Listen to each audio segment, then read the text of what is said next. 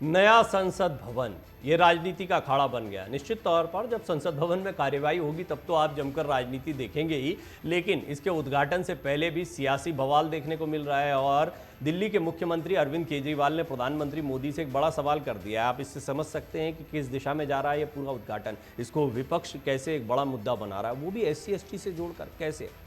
दरअसल भारत के नए संसद भवन के उद्घाटन के मामले में दिल्ली की सियासत गर्मा और दिल्ली ही नहीं बल्कि देश की सियासत गर्माती दिखाई दे रही है। प्रधानमंत्री नरेंद्र मोदी 28 मई को देश के नए संसद भवन का उद्घाटन करने जा रहे हैं, लेकिन इस उद्घाटन समारोह से पहले विपक्षी दलों ने केंद्र सरकार पर राष्ट्रपति के अपमान का आरोप लगाते हुए समारोह का बहिष्कार कर दिया। राष्ट्रपति द्रौपदी मुर्मू के हाथों उद्घाटन नहीं होने पर मुख्यमंत्री अरविंद केजरीवाल समेत पूरी आम आदमी पार्टी ने केंद्र सरकार पर हमला बोला है। आप नेताओं समेत विपक्ष का आरोप है कि भाजपा की मानसिकता अनुसूचित जाति और जनजाति विरोधी SC/ST के विरोध में इसको जोड़ा जा रहा है मुद्दे को। राष्ट्रपति को इस मामले में अनदेखा किया गया, इसको आधार बनाया जा रहा है। दिल्ली के मुख्यमंत्री अरविंद केजरीवाल ने सवाल किया कि प्रधानमंत्री राष्ट्रपति से नए संसद भवन का उद्घाटन क्यों नहीं करा रहे हैं। इससे नाराज अनुसूचित जाति और अनुसूचित जनजाति समाज पूछ रहा है कि क्या उनको अशुभ माना जाता है। अछूत शब्द का उन्होंने इस्तेमाल किया है। इससे पहले भी अयोध्या में प्रभु श्री राम मंदिर के शिलान्यास में तत्कालीन राष्ट्रपति रामनाथ कोविंद को नहीं बुलाया गया था। संसद भवन के शिलान्यास में भी वो मौजूद नहीं थे और अब नए संसद भवन के उद्घाटन को भी मौजूदा राष्ट्रपति द्रौपदी मुर्मू के हाथों से नहीं करवा रहे हैं। अरविंद केजरीवाल ने एग्जैक्टली क्या लिखा है उनका ट्वीट में आपको बता देता हूं। प्रभु श्री राम मंदिर के शिलान्यास पर मोदी जी ने तत्कालीन राष्ट्रपति श्री रामनाथ कोविंद जी को नहीं बुलाया। नए संसद भवन के शिलान्यास पर भी मोदी जी ने श्री रामनाथ कोविंद को नहीं बुलाया। अब नए संसद भवन के उद्घाटन को भी मौजूदा राष्ट्रपति श्रीमती द्रौपदी मुर्मू के हाथों से नहीं करवा रहे। देश भर का SC और ST समाज पूछ रहा है कि क्या हमें अशुभ माना जाता है इसलिए नहीं बुलाते। वहीं सांसद संजय सिंह का आरोप है कि भाजपा की मानसिकता हमेशा से दलितों और आदिवासियों के खिलाफ रही है। भाजपा आज भी समाज के वंचित लोगों, दलितों और आदिवासी समाज को अछूत मानती है। भाजपा ऐसा मानती है कि अगर कोई शुभ कार्य SC/ST से करवाया जाएगा तो अपशकुन हो जाएगा। इसी वजह से भारत के प्रधानमंत्री ने एक नहीं बल्कि 2 महामहिम राष्ट्रपतियों का अपमान किया है।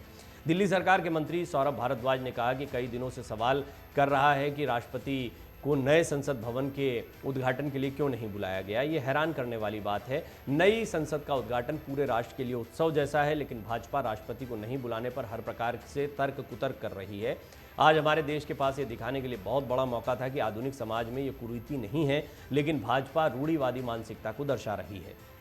वहीं विपक्षी दलों ने अपने एक बयान में कहा है कि राष्ट्रपति द्रौपदी मुर्मू को पूरी तरह से दरकिनार करते हुए नए संसद भवन का उद्घाटन करने का प्रधानमंत्री मोदी का निर्णय न केवल एक गंभीर अपमान है बल्कि हमारे लोकतंत्र पर सीधा हमला है, जो इसके अनुरूप प्रतिक्रिया की मांग करता है। राष्ट्रपति के बिना संसद कार्य नहीं कर सकती है, फिर भी प्रधानमंत्री ने उनके बिना नए संसद भवन का उद्घाटन करने का निर्णय लिया है। ये अशोभनीय कृत्य राष्ट्रपति के उच्च पद का अपमान करता है और संविधान के पाठ और भावना का उल्लंघन करता है। ये सम्मान के साथ सबको साथ लेकर चलने की उस भावना को कमजोर करता है जिसके तहत देश ने अपनी पहली महिला आदिवासी राष्ट्रपति का स्वागत किया था। ये सारी बातें विपक्ष कह रहा है और विपक्ष के आरोप आपको बताएंगे कि दलित, SC/ST या फिर ये जो वोट बैंक है, इसकी जो सियासत है ये कितनी गंभीर है।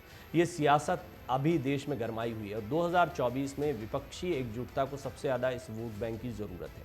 ये माना जाता है कि दलित समुदाय ने बीजेपी की ताकत को बहुत बढ़ाया है, इतना बड़ा किया है इस ताकत को कि 2014-2019 बीजेपी अविजित दिखाई देती है। 2024 में बीजेपी की मजबूत स्थिति इसी वोट बैंक की वजह से दिखाई पड़ती है। अब देखिए, बहुत दिलचस्प पहलू है। राष्ट्रपति के चुनाव हुए, यशवंत सिन्हा जैसा चेहरा था विपक्ष की तरफ से, लेकिन द्रौपदी मुर्मू मास्टर कार्ड थी। कई विपक्षी दल, कई ऐसे दल जो बीजेपी के धुर विरोधी हैं, उनको भी बैकफुट पर आना पड़ा था, उनको द्रौपदी मुर्मू का समर्थन करना पड़ा था। इसकी बहुत बड़ी वजह यह है कि वो एक ऐसे समाज से आती थी, एक ऐसे वंचित वर्ग से आती थी जिसको अभी तक इतना बड़ा प्रतिनिधित्व नहीं मिला था।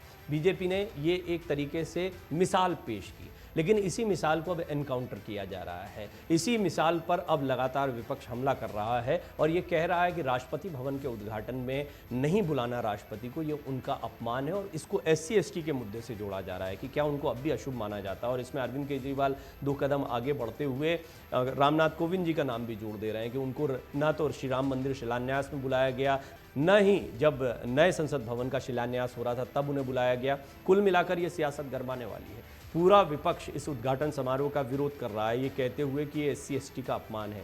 निश्चित तौर पर आने वाले दिनों में यह मामला और गरमाने वाला है। मन से उजाला